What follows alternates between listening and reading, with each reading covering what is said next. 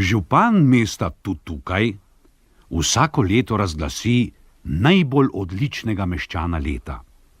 Ta čast je letos doletela direktorja pošte, tovariša Tihomirja Goloba. Slavnost je bila pred mestno hišo. Župan je slavljencu izročil zlat kipec mesta Tukaj in pismeno priznanje. Ob navdušenem ploskanju zbranih meščanov ga je prebral. Zlati kipec našega mesta podeljujem letos tovarišu Tihomirju Golobu, direktorju pošte, ki je omogočil otrokom, da po telefonu poslušajo pravljice. Deček in deklica sta na to slavljencu izročila velik šop rdečih vrtnic. Po končani slovesnosti je z njimi odhitel na pošto k telefonski teti in ji poklonil vrtnice. Bila je tako vesela, da je ta dan lepše kot kdajkoli prej pripovedovala pravljico o srečnih otrocih.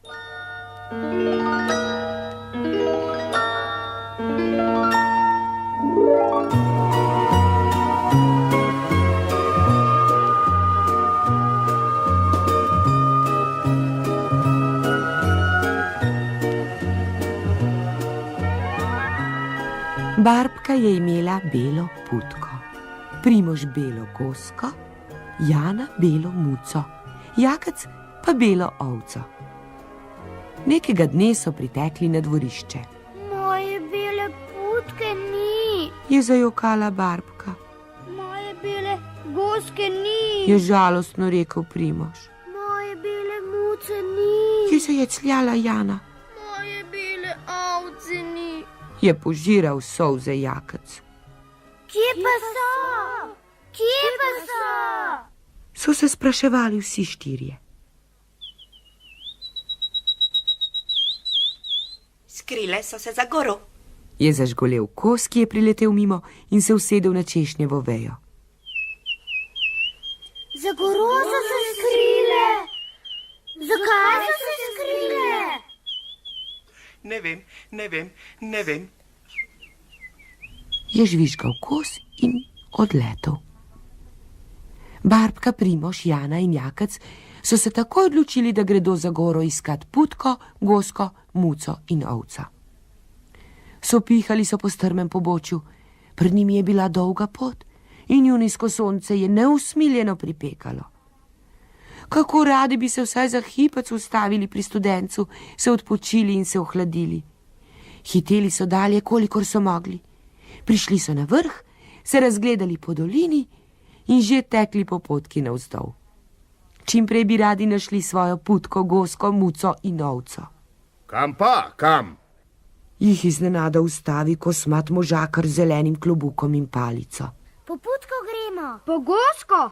Po muco. In po ovco. Kos jih je menda videl tu, na tej strani gore. Ste jih tudi vi videli? Videl. Niso daleč od tod.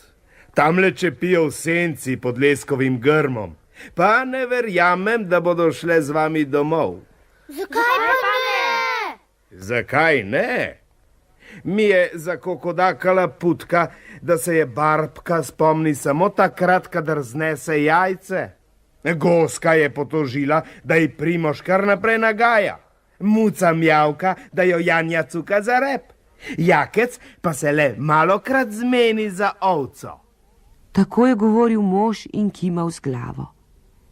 Pa so se mu zasmilili otroci, ki so prišli sem na strmo goro in je šel z njimi do leskovega grma. Barbka je planila k putki, Primož k koski, Jana je objela muco, Jakec pa ovca. Boste šli domov, tako dolg čas je, ko vas ni. Bi. So prikimale in že korakale srečnimi otroki čez goro domov. Od takrat nikdar več niso zapustile domačega dvorišča, saj so Barbka, Primož, Jana in Jakec odslej bolj skrbeli za svoje živali, ki so prišle v tole pesmico.